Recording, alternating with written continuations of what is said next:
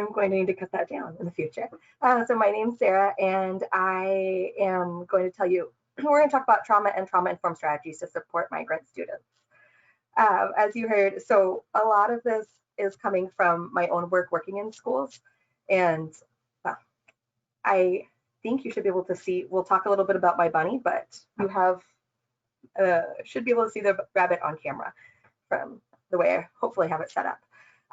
Well, as I get started, I would love to hear kind of what roles people have. So if you can just put in the chat, are you a teacher? Are you a social worker or a school counselor or principal? So I have a little better sense and make sure I'm kind of gearing things as we go. It gives me some sense.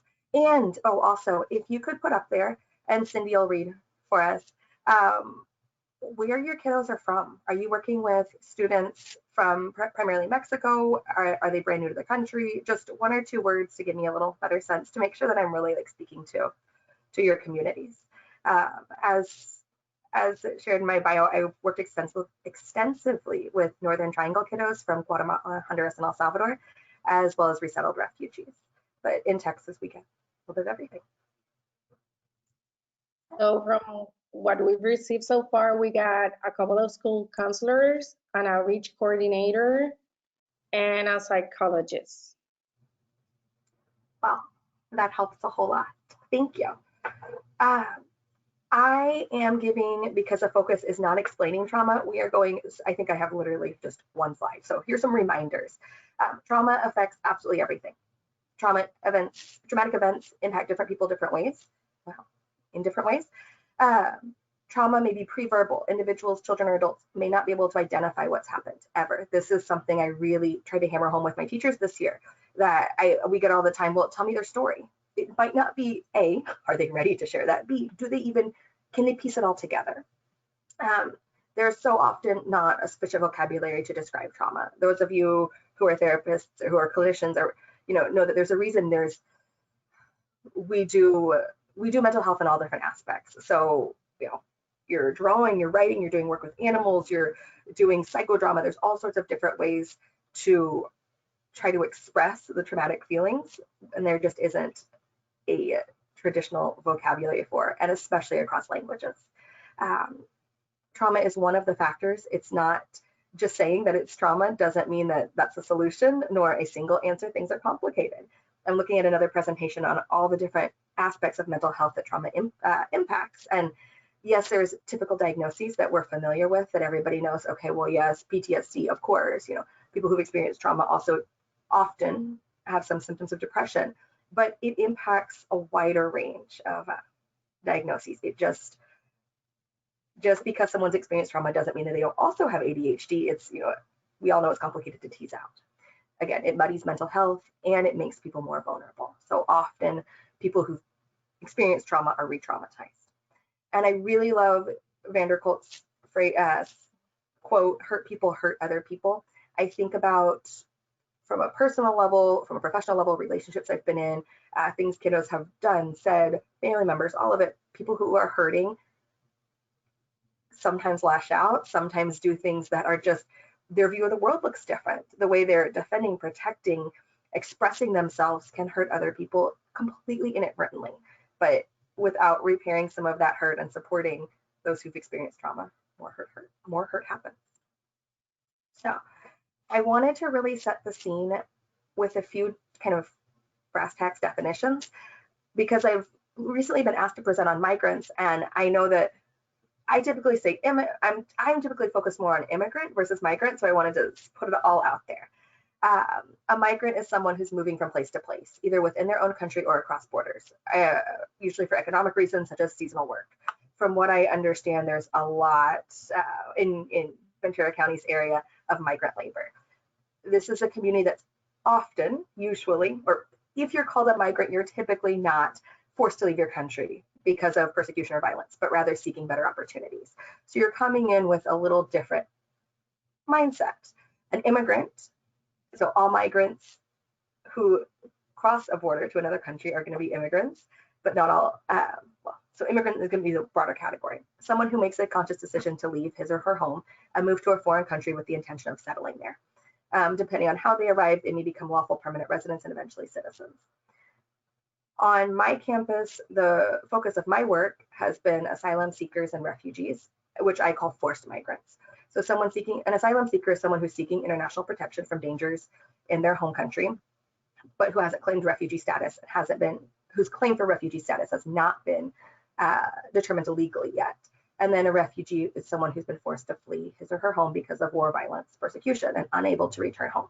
So often what I'm seeing with my Northern Triangle kiddos, I see all the unaccompanied minors that are really, hitting Texas, New Mexico, California, Arizona, in droves, less now with the pandemic. But I've tried to broaden my vocabulary to describe as forced migrants because they are immigrating, they do not have the opportunity to return home. And in the case of my Guatemalans are particularly challenging because a lot of people say I get a lot of, it's just for economic reasons, and I beg to differ. But these don't tend to be families or kiddos exclusively leaving because of better economic opportunities. It helps, but it's more for survival. Knowing the correct terminology and having a sense of how someone's come, I'm not saying you sit down and ask what your legal status is, but listening about, past, when someone arrived, how often they've moved, and just think someone may have come as an economic migrant and discover that they cannot return home to their country, or come seeking asylum and economic benefit, and there is economic benefit in it. So it can be muddied, but it really impacts what resources are available, and just your backstory. And this is specific to resettled refugees and asylum seekers. I don't want to spend a lot of time on it. It is a handout that's going to come out to you because I'm not spending a lot of time on it. But just know that when I think of forced migrants, asylum seekers who have not yet received legal status, they have access to so much less mental health, general resources in general. There are cases pending, and they have to prove not just have they experienced bad stuff, but unlike a refugee that's already gone through that process of I'm able to stay legally, I have a path to citizenship. Asylum seekers have frequent court dates, uncertain legal future, and in this political environment, that is unpleasant. So moving along quickly, my goal is to give you guys the background really quick. I do talk fast, and I can slow down if that's needed, so I can focus on the back end of really strategies, because in my experience, that's what everybody comes for. But I want to set the stage so it gives you context of why we're talking about those strategies. I think it's really important to note in any community, regardless, individuals have had their experience in their home country. Even if you're seeing a second generation, even if you're seeing families who have migrated to do some seasonal labor and maybe kids were born here, there's still the family history, there's still the story, the family story, talking about what was happening in home country and why there are not good economic opportunities back in Honduras, back in Mexico, back in Nicaragua. So I don't want you to think recent civil wars, history of immigration policy here and abroad impacts no matter how long you've been here, no matter how long you've been here, how long it's been since you've left your country. The history of immigration policy shows more aggressive laws and enforcement against immigrants of color. I have really become hyper aware of colorism lately, and I am so grateful to have found this diagram that in concrete terms points out those of African descent from the Latino communities have been the lowest of the low, and after that, indigenous, working all the way up to Spaniards. So there's a huge divide. In my school, I see my Garifuna kids that are the Afro-Latino, Afro-Caribbean community coming from Roatan, from Livingston in Guatemala, have experienced incredible discrimination there, no job opportunity, and insane levels of violence and domestic violence. And they get here, and mixing with the other Latino students, they continue to be discriminated against. So, and then you put everything that's going on in our country, but knowing that they're coming from an area that they were not being treated wonderfully as it was. And they have this whole history of discrimination that they're fleeing, or that's a compounding factor in why they're leaving. After that, indigenous, I work closely with the Guatemalan communities and can speak to just how pervasive discrimination and how recent the Civil War was that really heavily impacted when genocide was committed against the Mayan indigenous communities in Guatemala. So with that in mind, there have been recent conflicts. I mean, we think about Vietnam that wasn't fought here, but the country was impacted by the wars in Iraq, but again, they were not fought on our territory right here.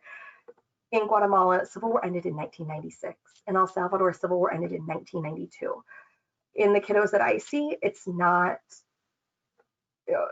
most of them, they weren't born yet, but their parents were, and it's absolutely a part of the fabric of their parents. A sense of a state where they were unsafe, where there was no trusted military police authority. Honduras hasn't had a civil war in the same sense, but has had incredibly consistent political unrest, impunity, and coups since the 2000s. Nicaragua, I just received a new family from Nicaragua and my campus that arrived about a couple weeks ago. They enrolled on our first day of school Tuesday. And the political violence they're seeking asylum based family's a journalist and continues to broadcast live here, but was pursued in Costa Rica when they fled. And then we're well aware of the instability, danger, and impunity in Mexico.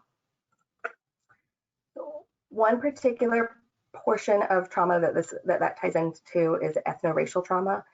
Ethno-racial trauma is an individual or collective psychological distress and fear of danger that results from experiencing or witnessing discrimination, threats of harm, violence, intimidation directed at ethno-racial minority groups. This form of trauma stems from a legacy of oppressive laws, policies, and practices. I had never heard this term until about a year ago, and it explains so much. So I hope it, add something to your work with kiddos, because it really, I think it's concrete proof that this, years, generations of discrimination, of intimidation, of violence do have the legacy leaves an impact.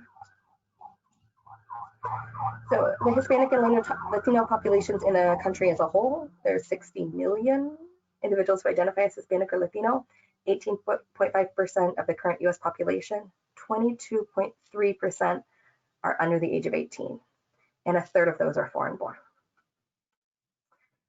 So really quick, I think it's important to, the last couple of years we've heard about just anti-immigrant rhetoric as a whole, but trying to put together the high points. This is not just affecting new immigrants. There's the executive orders, travel bans, the constant, the ugly talk, the ugly rhetoric about, and we all know, I mean, the conversations about building a wall. There's been a presidential determination that reduces the decrease in refugee numbers from 85,000 this year to 18,000. In Texas, there was a law passed, SB4, that you have to ID yourself when you're stopped, and if you cannot produce an ID, then you can be arrested. The end of and the renewal and the delays in DACA, TPS off again and on again, the child refugee program terminated, unaccompanied minors redefined. One of the biggest things that I've seen is the end of asylum for victims of domestic violence and gang violence. None of my Central Americans, maybe like 1% of my Central American families, I get about 350 a year, maybe 1% have what they would consider valid asylum claims. What this means, regardless of how your families have arrived, regardless, they've been here for a while, it is an environment of incredible fear and you're not welcome. And over and over, the impact of mixed status families, where some people have legal status, maybe kiddos were born here, parents or grandparents, tios, tias. What data is finding is that it doesn't matter if you, as a child, have a different, have more stability in your status, more safety. The impact of your fear around being brown, being Latino, speaking Spanish, your parents' potential, risk of deportation, or as we've seen on the news, it's happened in Texas, detaining people falsely when they really did have legal status but needed to prove it. So it's created this really terrifying environment that I think as adults we like to think that kids don't notice, and not true. On top of that, the natural disasters, the fires in your area, the hurricanes in our area, obviously the pandemic, the racial justice protests and riots, and the election stress. It is for someone who works closely with immigrants, it was already overwhelming time, and now it is just, it feels like I'm on shaky ground. So moving forward, looking at the immigrant journey more specifically, immigrant stress. So I usually talk about trauma specifically, but I want to be a little more broad. There are three main phases that most people identify in the immigration process. My push on why immigrants, and especially forced migrants, recent immigrants that are having to flee for a number of reasons, it is such an intense trauma experience because it's layer upon layer upon layer. The way most people describe it is pre-migration, during migration, and post-migration. I disagree with this, and so this is my own breakdown that goes a little more in depth. I think that the pre-migration phase has the basic foundation of community instability and security. If you're working with economic migrants, there was a reason there was not enough jobs there. There's systemic racism, systemic, let's say, breakdowns in the community, and the way countries are organized back in home country. There's incredible violence, a country's inability to protect its people. So their kiddos are being raised in a community that's unstable. Something happens and they flee. So that's the pre-migration experience. The journey, that's multi-part. You've had to cross at least one international border, if not more, on your way here, is the during migration. And then the post-migration, I've broken into 4 components. The arrival, which, is often detention, usually detention, not a positive reception. The initial expectations, or the initial adjustment, and those expectations that life is great. We live on, streets are paved in gold. Everything's going to be so easy. I'm going to have a fancy apartment with carpet, in the case of a lot of my kids, and learning how to transition is when you're learning how to live in first world poverty. That's intense. And I argue that acculturation isn't something that I see, and I've been in the field for about 12, 15 years, and it's not something I'm close to. But I've just broken down the traditional 3 phases. And my argument is also that each of these phases for a migrant journey has bad stuff happens. Like, you've had to go through tough stuff to get to the next phase. None of it's smooth sailing. So I think it's a lot more in depth than just 3 phases. Looking at this again, thinking about migrants, especially economic migrants that might be moving from place to place to place, I see them intersecting. I'm not sure if you can see my mouse, but I think that there's an additional migrant cycle mixed in here. So you arrive, you try to adjust, you maybe start to transition, and then you move again for the next season for seasonal work. So you're arriving in a new spot again, you're adjusting again, and then right when you're starting to transition, or maybe within the initial adjustment, you make another move, another season, another, if we have immigration raids here. And so there's just this constant cycle of instability. That initial adjustment, in my professional experience, lasts anywhere from weeks, I'd say on average like 6 weeks to 12 weeks. And it's, at first kiddos are adorable and you want to, squeeze them and hug them. And oh, it sounds creepy now that I say it out loud, but just, sweet as can be, perfect. And then all of a sudden they're transitioning, they're comfortable. And all of a sudden teeth come out, the bad words, I think of a couple of Congolese kids that I had that were just the most adorable. And all of a sudden, when they were comfortable enough to start reliving trauma, then they were kind of hard to handle. Potential sources, so this goes a little more, another way to look at it. Potential sources of trauma for immigrant and refugee youth include, like we mentioned earlier, anxiety about the possibility of parental deportation or safety of family members in the country of origin. No matter how you came, unless, like some of the younger kids that might have been born here, if you have a loss back in home country, you know that you're not going to get to see grandma again. You're not going to get to go home and bury aunt. Especially with COVID right now, I am hearing a lot of stress from families of family members that they've been separated from years, and they have to choose remaining in the United States or going home to check on, visit, bury someone who's died, and they know they won't be able to return. So there's also like how our family members doing back there, and then if mom or dad or Theo are going to be picked up at work or walking the neighborhood. Unsafe neighborhoods or gun violence. both in home country or here, family conflict or intrafamilial violence. For my families that have been separated for a long time, with teenagers arriving, I see a lot of sexual abuse with stepfathers, often with girls who just, they don't feel that same connection. There's incredible, if any of you are working with unaccompanied minors, rejoining family, or maybe if a family member is moving for migrant work from place to place and just doesn't have the same, I mean, sexual abuse could happen in any situation, but I think it's really exacerbated when there's been a separation, there isn't the same attachment. Dangerous conditions during migration, mentioned racism and microaggressions, both in country of origin and after relocation. So thinking about the history of the country, the conflict, the ethnic violence happening there, family separation, planned separation due to immigration logistics or as a result of immigration policy or detention, bullying or victimization at school, and physical and sexual abuse. Additional barriers based on level and acculturation level and immigration status include English proficiency level. I know with our families, most of our staff is bilingual. I speak functional Spanish. It's not always pretty, but it works just fine with most of my families because their Spanish is not formal Spanish. There's a lack of formal education across the parents and the kiddos. And so I'm trying to figure out how to teach with a lot of visuals or convey social emotional topics through visuals.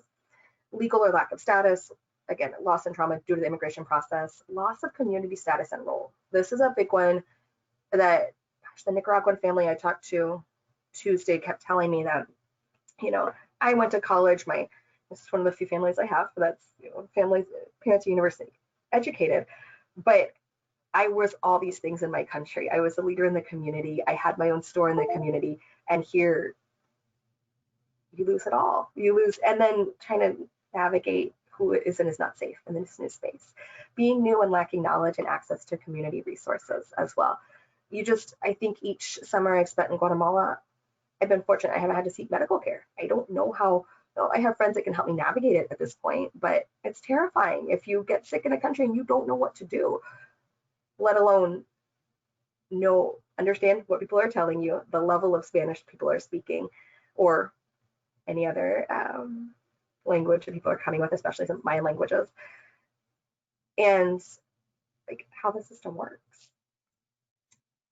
So mental health in Latino youth, due to experiencing psychosocial stressors, students may experience. Now, this does not mean that students necessarily have a diagnosis of anxiety or depression, but they may experience symptoms of anxiety, depression, post-traumatic stress, and higher externalizing behaviors. I see a lot of self-harm, self-injury, less suicidal ideation, and which again is more internalized behaviors.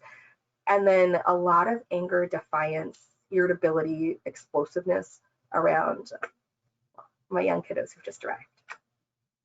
So that was a really quick background, but with a lot of slides. Before I launch into your role, are there any big questions that are burning? Or else I'm going to keep going. Cindy, am I good? I'm going to say 1 or 2 points on your role as a teacher or service provider when faced with migrant students with mental health needs and trauma. I try to really step back and think about what was most important here. I think there's 4 main components that we'll go into more in depth, but it looks different for a teacher, for staff or administrator, and for a service provider thinking of a clinician, a social worker, psychologist. Becoming trauma informed, becoming culturally knowledgeable, building a professional, caring, therapeutic relationship, and knowing your organization's process. So in the chat, can people put in what this might mean? Any teachers out there, what might this look like as a teacher? What might this look like if you're an administrator, if you're a principal, assistant principal, registrar, and what might this look, or how might it differ if you're a mental health practitioner? I'm gonna go ahead. Oh, I put these in the wrong order. Jump ahead to this one. Okay. Any thoughts, Cindy?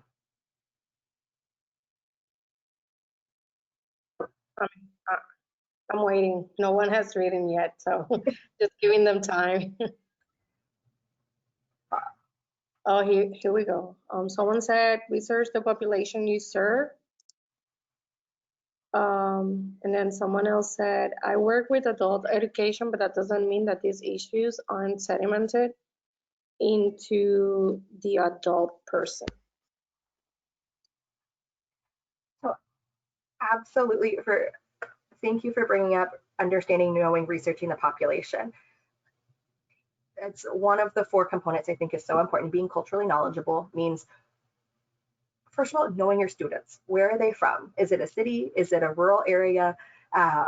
What region? What is, if I talk to a Guatemalan kid and I find out that they're from the Department of Quiche, that tells me a lot about potential experiences, about it was an area that was hit really hard during the Civil War, what languages they might speak, that it tends to be a lot of more rural farming areas, a lot of handicrafts.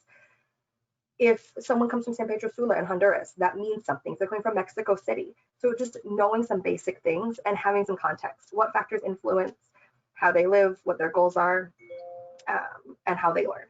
So if someone has come from really rural Guatemala, I'm thinking of Totonicopan, then if they were attending school semi-regularly, it was not the same quality of school that we might hope for when they're entering our areas, our schools.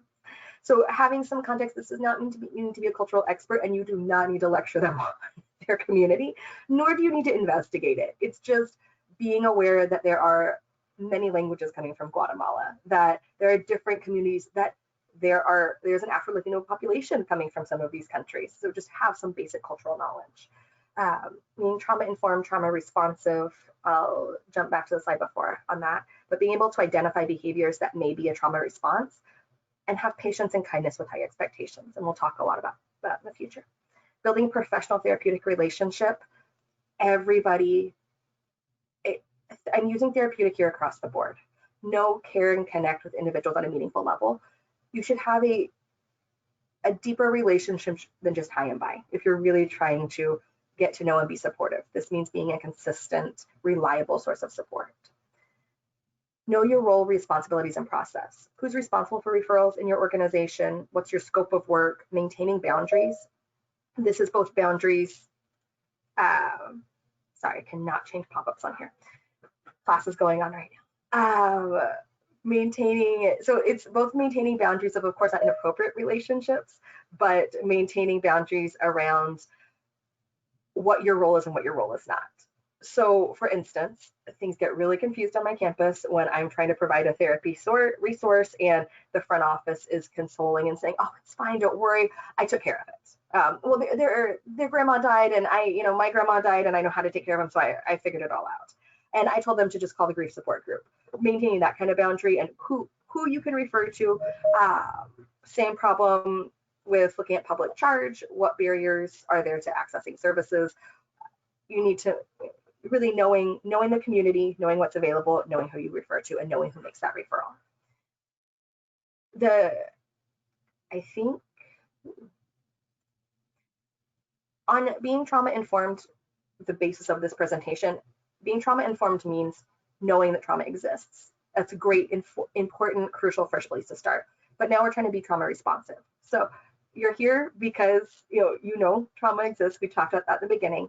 Now it means structuring, responding to trauma, creating an environment that responds to trauma.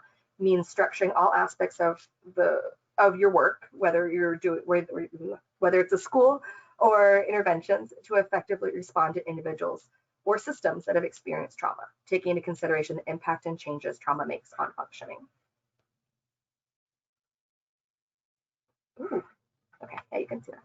So a professional therapeutic helping relationship involves, and again, this is across the board, whether you're a teacher, whether you're an administrator, whether you're a clinician, creating a therapeutic rapport, considering the client, the student's values, and suspending judgment in order to understand them most accurately. So I've used client here, but in whatever context, making sure that interaction, you've taken your own values, your own judgment out of it. It's an expression of empathy and taking into consideration transference and countertransference, knowing that the client attributes thoughts and feelings to the provider, but you also have your own feelings in reaction to the client or to the student. So I'm thinking of, we had a teacher from Mexico, a couple years ago, and he triggered our kiddos. There was this insane amount of transference. He was tall, shaved head, really like power stance. He triggered kids and reminded them of the police they had encountered in Mexico. And he was annoyed by them. And, they in turn, there was countertransference that he was reminded of all of the obnoxious youth that he had seen growing up in Mexico that were passing through, that were these Central Americans, that he was not appreciative of them passing through his country. And so it was a terrible combination, and neither one, I don't expect kiddos to be able to step out of that quite as easily, but adults have to watch when students are attributing their feelings to them unconsciously, and when they're reacting to them. So now we're going to move on to trauma-informed structure and strategies. With all this information, it's so much, I know, I'm going quickly.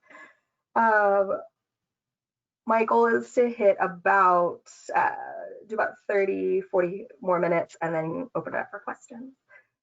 So I'm going to give you a trauma responsive model in the next slide, but here I want you to think of interventions that we're going to talk about at 3 different potential levels. And as a social worker clinician, I look at all 3. I think that other mental health professionals are absolutely going to focus more on probably individualized. So universal in a school setting is going to be school-wide prevention across the board, implemented with all students. I think of our rabbit, the whole school gets a benefit from the rabbit. The targeted is going to be implemented with a few students. This is my small group. This is pullouts. So I might do a boys group where the rabbit comes and visits. I have a couple of kiddos that I have a rabbit caretaking team that come in, and the rabbit helpers. So it's targeted. They need a little bit more support. And then individualized is the same for academic, for tutoring, for like reading interventions. But I'm thinking one-on-one therapy, grief work, EMDR, CBT, but tier 3. So it aligns with, if you work in a school, it aligns with the same idea. This is another one that is coming to you in a handout, so you can blow it up a little bit. I piece these together based on a bunch of trauma-informed structures, pulling from SAMHSA, pulling from a couple other, How to Create a Trauma-Informed School come out of Massachusetts, and kind of molding it for immigrant, migrant, forced migrant youth. This is 10 points, and we're going to go over each one individually, but we start with helping students feel safe. So these are the ways that we structure work in a school. And what you're going to find is all of this talks about, these are all social emotional interventions, but ways that you can implement it without sitting down and doing individual therapy. So number 1, first and foremost, helping students feel safe. This is, when we talk about Maslow's hierarchy of needs, sometimes I use a graphic that just kind of, I want to throw it out the window.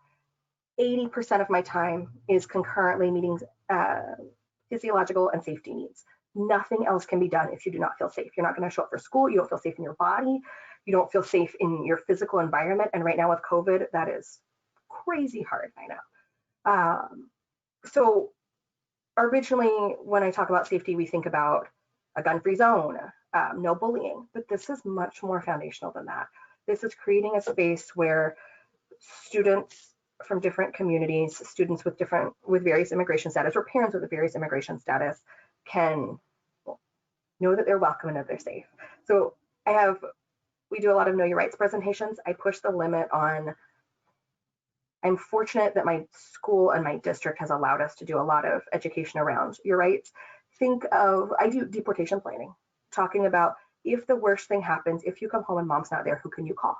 Right now, I'm working on making some weighted therapy stuffed animals, and they open up with Velcro. It's kind of like a Build-A-Bear, but they have Velcro instead of sewing them together. And so I'm putting weights in them, but it's a safe place where we can put emergency phone numbers inside. And if you carry your bear with you, you have your backup phone numbers. So we do Know Your Rights at school, talking about what to do, how to prepare, how to stay safe on the street. This is a group of my boys that I consistently provide wallets for them. On the back of our school IDs, I put my number for emergency calls. If the police pull you over, if the police pull you over, if the police stop you, I would rather you call Miss Sarah to help get you home than getting a family member involved. who has, varying status. So this is a way after SB4 in Houston, Texas, that they always had a photo ID with a school ID and they carried it in their wallet, so they were not as likely to lose it.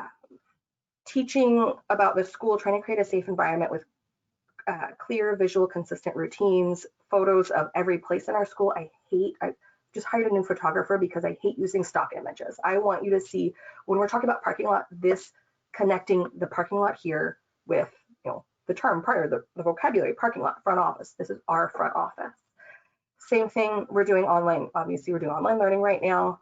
And these are all photographs of our teachers, myself, acting out good and bad. When you know the rules, when you know the school routine, it makes it a predictable, non-threatening, safe environment. For virtual learning, I've made virtual business cards. So these are all the ways you can contact Miss Sarah. I want them to know who I am, that I'm a safe person. And so that when I call you through our online system, you recognize me, and that takes some of the stress out. So they are things that you can do virtually as well. The other aspect of helping students feel safe is intentionally teaching about internal state and how to calm. Mindfulness, grounding, engaging the senses. In school, we use some essential oils like oil diffusers. I cannot think of the right word, but my go-to is, the basic sensory. Once kids are dissociating, when they're furious, when I need to calm them quickly, the 5, 4, 3, 2, 1. And this is another English and Spanish one handout that's coming out to you. But it's teaching about your feelings, about what's going on so you can better control them and feel safe inside your own body. Number 2 is providing unconditional positive regard. This is that relationship building. We go more into relationship later, but this is the foundational. I like you for being here. I like you for being a human. I respect you. I might not always. I care about you no matter what. You might drive me crazy, but I care about you. So finding your message. This is my favorite. One of my kiddos here, this kid was difficult, but at the end of the day, he finally had green after a whole week. And I mean, oh gosh, we started out with tantruming the very first day of school. So this was a capturing the moment, showing next time he had a bad day, look, you did it before. Look, you've managed it. Your behavior might not be great. You might be making poor choices, but I still care about you. My kiddos got mad at me this is a couple of years ago, but they got real mad and wrote me this letter that said, Miss Sarah, sometimes you are bad, because that's what I would tell them. Sometimes your choices are bad. Miss Sarah, sometimes you are bad, but you know that I love you so much. You are a good teacher and pretty. So if you are effectively conveying it, kids will take it with you. It's your tone of voice, eye contact, facial expression, and all else. It's respect. This is not a community. You have to start out as the adult providing that respect first, even if it feels frustrating and hair-pulling, even maddening. Always empower and never disempower. Using student strengths, giving students class jobs and meaningful responsibility, teaching them the skills to make them successful, giving them opportunities to feel success. Again, it's that photograph of you did it before, I was there with you, and I want to do it again. I want to see you succeed again. Teaching them emotional regulation skills to be successful. You know that trauma impacts how you regulate, sensory processing, whether you've learned coping skills, whether you've had those modeled for you, whether you were able to calm as a small child, as a baby, if what that attachment was like. So we don't take for granted that our new kiddos who are moving around a lot have gotten that stability, have gotten that education. And so that's part of what we have to teach. It's not just saying calm down. We say calm your body on my campus. And there's a movement, we say calm your body. I think calma tu cuerpo or tranquiliza tu cuerpo.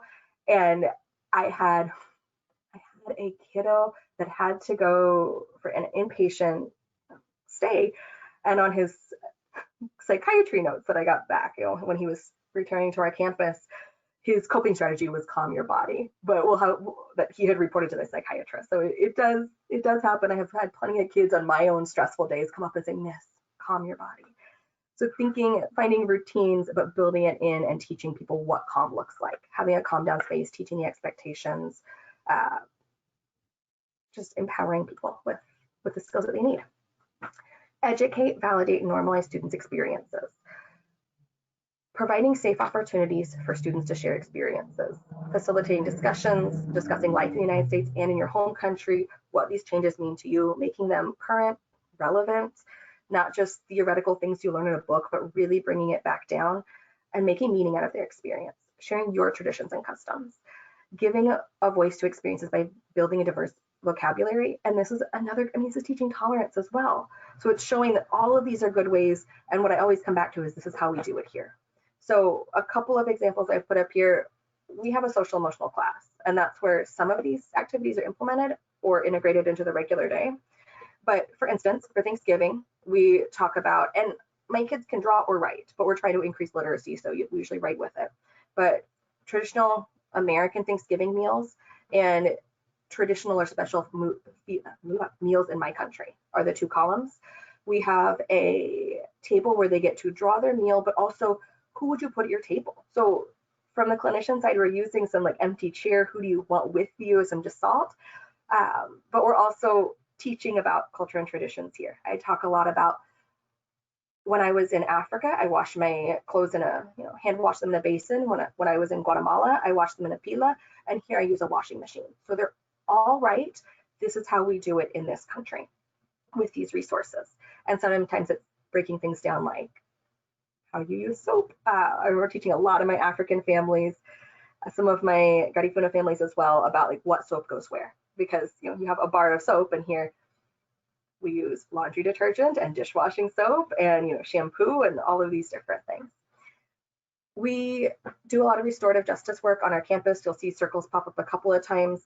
It is part of our social emotional class. It is an expectation that teachers are doing it to check in their first period classes as well. And next week we'll start implementing virtually, but this is a way to each put in, even with limited vocabulary, we have circle scripts. And so you share,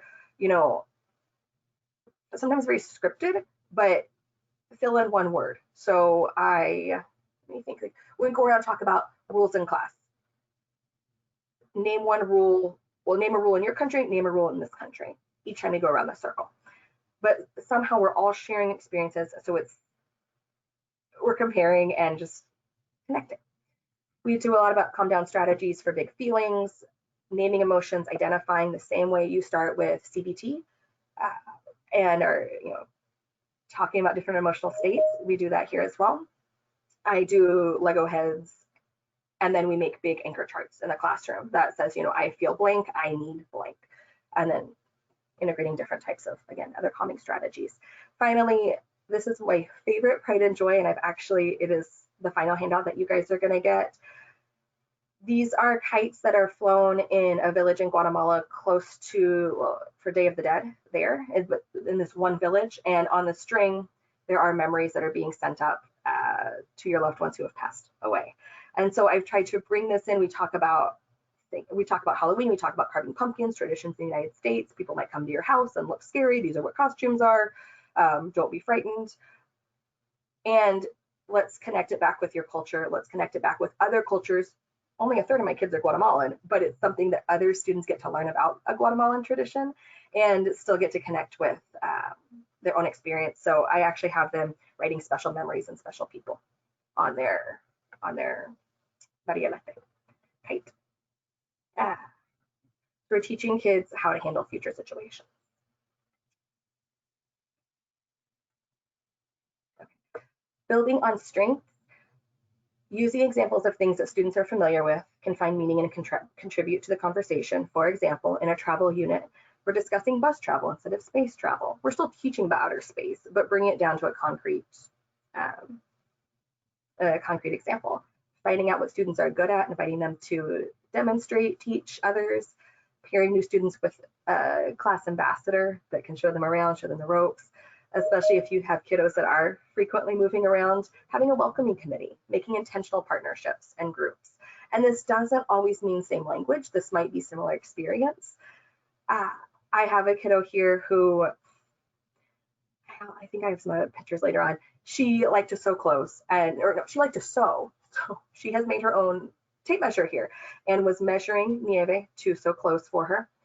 A few pictures ago, I had kiddos from Guatemala and Mexico who had planted corn, who they got to teach others about about their experience gardening, about agriculture, but it was bringing in something and giving them the power to teach it.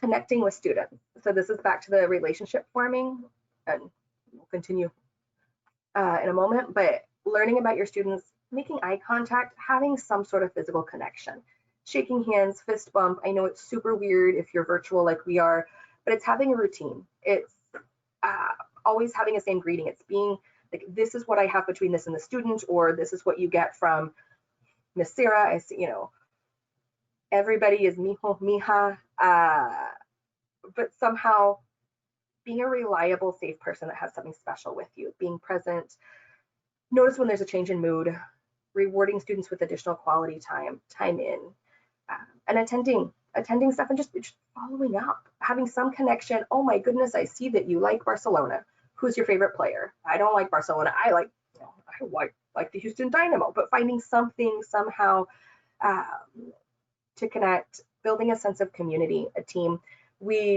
Pre-COVID, we always made class flags.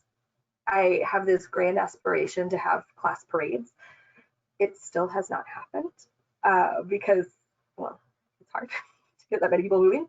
But we talk about our own personal values, our own shield, and then we make it to a team. Classes make their class flag that they collaboratively decide on a mascot and what represents them as a group. But it's a time to have to collaborate, but in a fun way.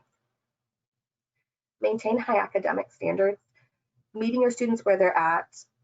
This is where, in the beginning, I mentioned that like, trauma is an explanation for some things. It's not an excuse. It is a way that we need to adapt, sometimes work a little bit differently based on a student's need, but it doesn't mean all of a sudden saying, okay, well, you don't need to turn it in, or you've had, you know, and I'm not talking about there was a big loss yesterday, and so today you can turn an assignment late. And saying, you don't just say, well, they've been traumatized, and this is my frustration with a lot of special education at times, and just the conflict between real trauma behaviors or real outcomes of trauma.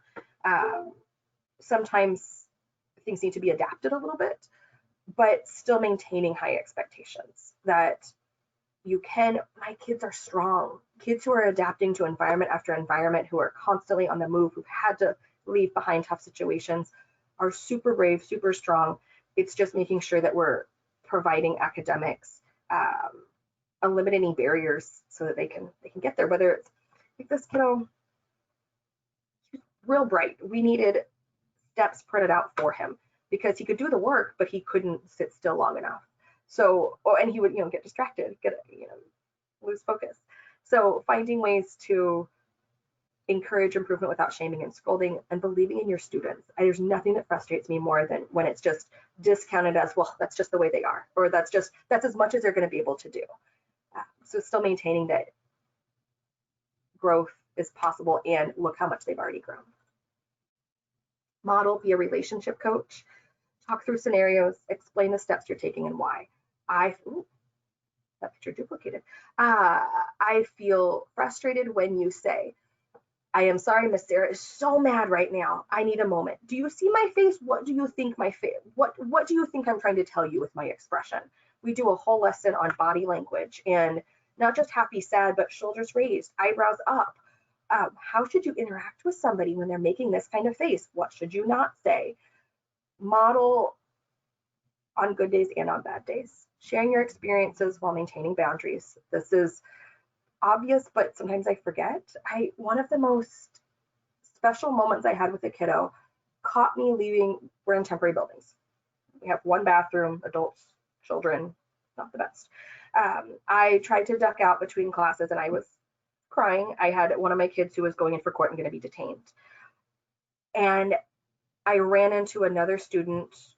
It was a previous year student who was going to be detained, and I ran into a student I'd been working closely with this year, and he said, oh my goodness, what's wrong? I was like, honestly, a really special kid, just, special just like you, is in big trouble today. And no matter how much, we've worked together, there's some things that he still makes his own choices. And he stepped back and was like, wow, you talk to me like an adult.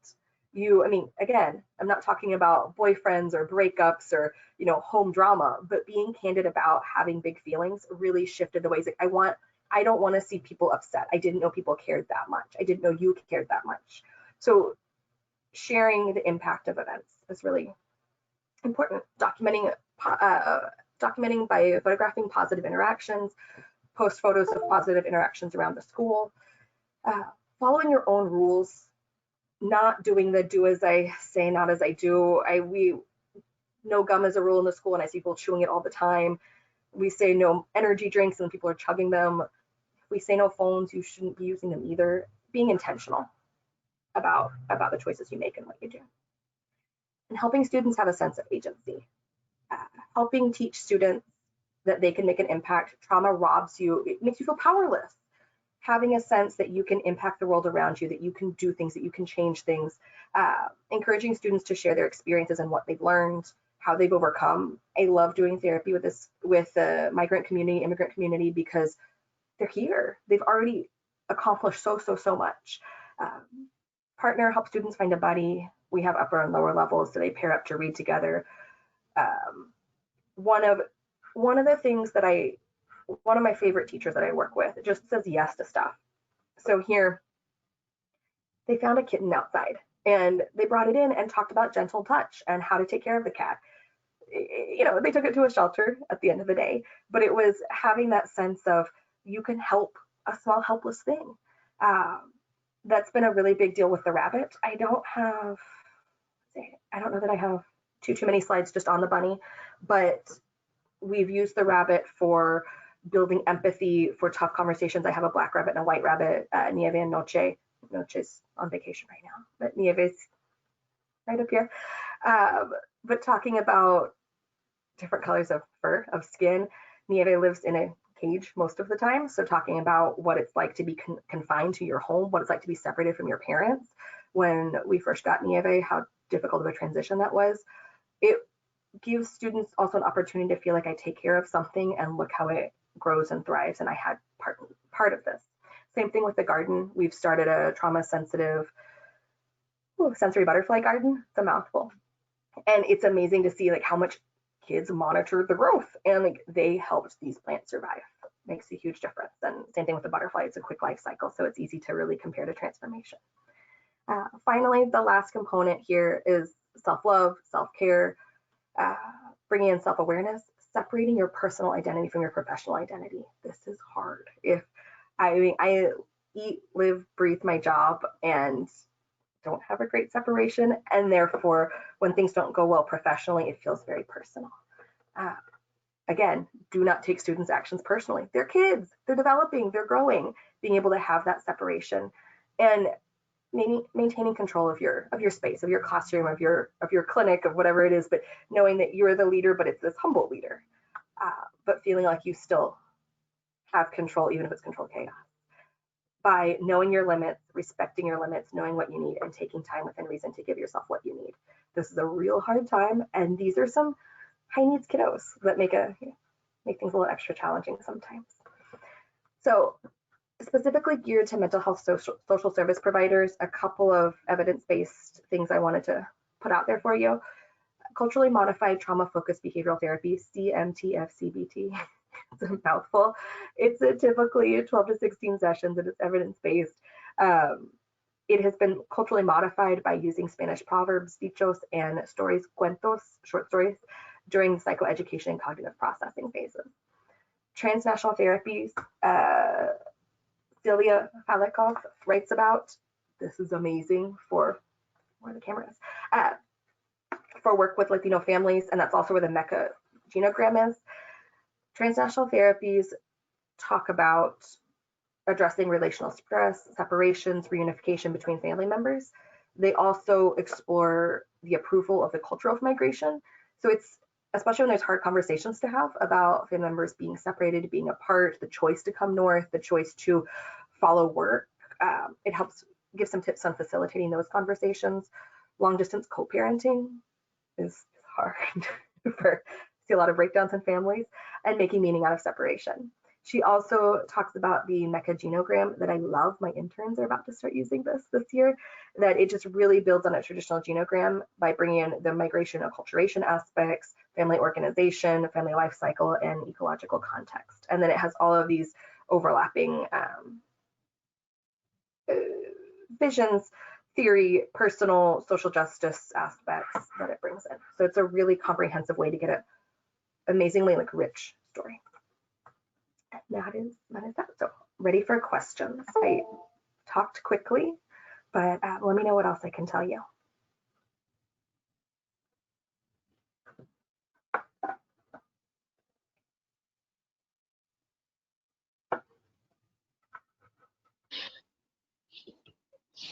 Well, Sarah, we're waiting, but we have a lot of love for you and this presentation.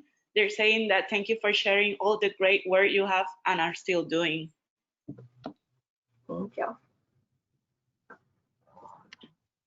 They want your contact information. Here's, okay, I'm gonna click on this one. You know, I don't have, well, email's the best, I guess. And if you email me, it's got my phone number and everything else in there. I didn't add in up here. I am happy to, I like to troubleshoot and brainstorm, and yeah, I'm a little bit slow on my replies right now. The MHUTC team knows this, but I love to hear what works and what else, you know, what other good ideas are. In my doctoral work, the two topics I'm looking at that I hope to have more information on in the future is attachment, relationships, and forced migrants. So what it's like, how that family unit grows, or what separation is like. And then looking at building out some other evidence-based quick interventions. Because if any of you guys are like me, coming in, working with kids, especially in a school setting, there isn't the time to do the 12 to 16 sessions. Finding some really brief beneficial things like working with the rabbit, like working with the garden, is necessary in order to calm, to stabilize, to ground quickly. And I think more evidence-based work needs to be developed. So those are things I hope to have more answers on in the future.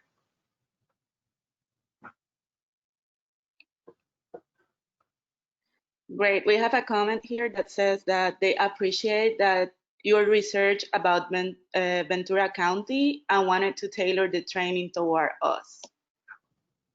Thank you. That's your team helped figure that out. So thank you to your leaders.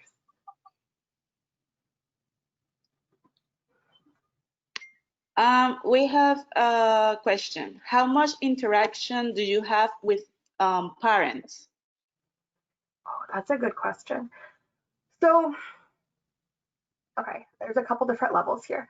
On a, let's say personal, the way I personally handle it, so I have a work phone. I've bought my own work phone. I had an issue. I do a lot of gang work, and a couple of years ago, I had been the last contact before a potential gang shooting, and police wanted my phone and whatnot. So that's it. We need to be separate. So I have my work cell phone. I give it out freely. I communicate with parents through WhatsApp there often. I make myself very accessible. It's often high needs parents or parents with high needs kiddos that I have the most contact with versus just overall the entire school. Because I'm a school-based social worker, I'm out at dismissal every day. I'm out at arrival, so I get to know a lot of parents there, and I'll catch them as they're picking kids up, as they're walking up the street, anytime they come in for more questions. And when I know there's things like an immigration raid coming up, or you know, housing assistance in COVID, I'll blast out mass messages. Now, this year, I have an enormous intern team. I have 8 interns coming on, and I did that in part because I want to grow a parent program. I want to have a parent club. We have a couple organizations have cafecitos, have charlas. I want to have a consistent space where parents can come in, get some parenting support, give us feedback on what they need, troubleshoot with us, and really build out an ongoing club.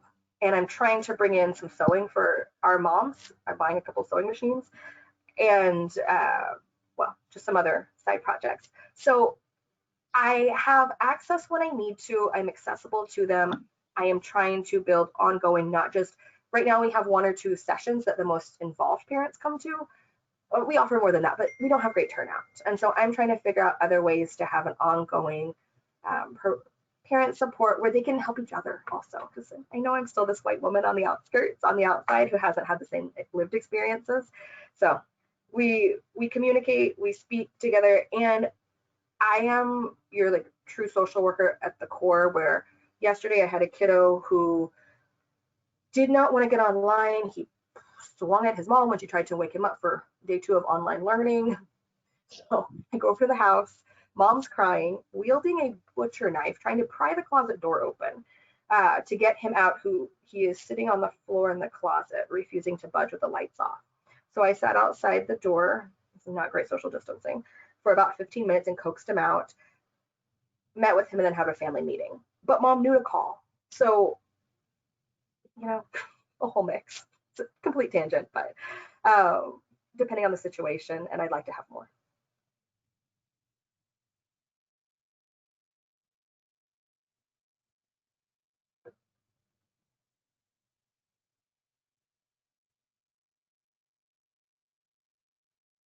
Anything else I can tell y'all?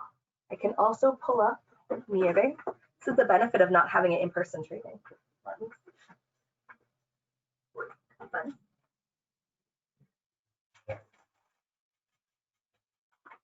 Okay, I can't quite see the camera, but she lost her collar. But this is Nieve, and she has been raised in the school, and so she's super chill with people, with kiddos. She's been with us since she was about 8 weeks old. And she used to wear a lot of clothes, not as much these days because she's gotten chunkier.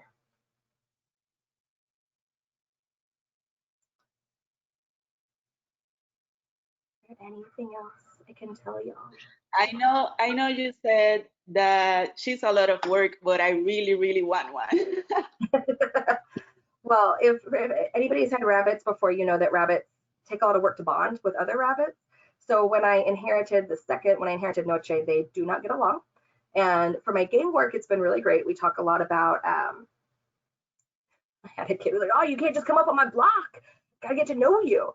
So I had been working on bonding with the two for a while, but if they do not get along and are not bonded correctly, they can fight until they kill each other. So it's not how I want to introduce it to school. To kiddos. But they just don't have to. But they are litter box trained. They do pretty well, and they do fight. Okay. Well, Sarah, we don't have more questions as of now. So if you want to close the section. Oh, yeah, we have one. Yes. Do you have strategies to support migrant college students? Oh, well, that's a hard one. I'm just going to be completely honest and say no. I mean, I can brainstorm with you on just not concrete just for college students. No. I know that one of my mentors works closely with she works at University of Houston Clear Lake, and they have a large immigrant community. And she does a lot of work with DACA, with just undocumented in general. And so she's my go-to for stuff like that. My kiddos are younger and are not at a point where they're quite ready for college. So no, honestly, but I mean, I can brainstorm mental health stuff with you. If there's, I have found from the mental health side, I have to create different interventions often for immigrant, migrant kids, but they work across ages.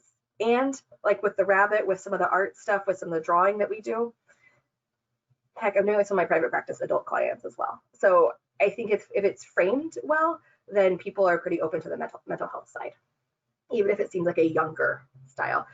Ironically, it's my older boys who love the rabbit the very most. In some presentations, I have a bunch of pictures of these tough 15, 16-year-old gang-involved youth who love and dote on bunnies. So from that aspect, older mental health, but no, not specific to migrant or college. Okay, I'm going to close it out here. I don't need to keep you guys waiting, but if there's any, feel free to reach out and let me know what else I can do for you. I so enjoyed getting to share my work. Thank you so much.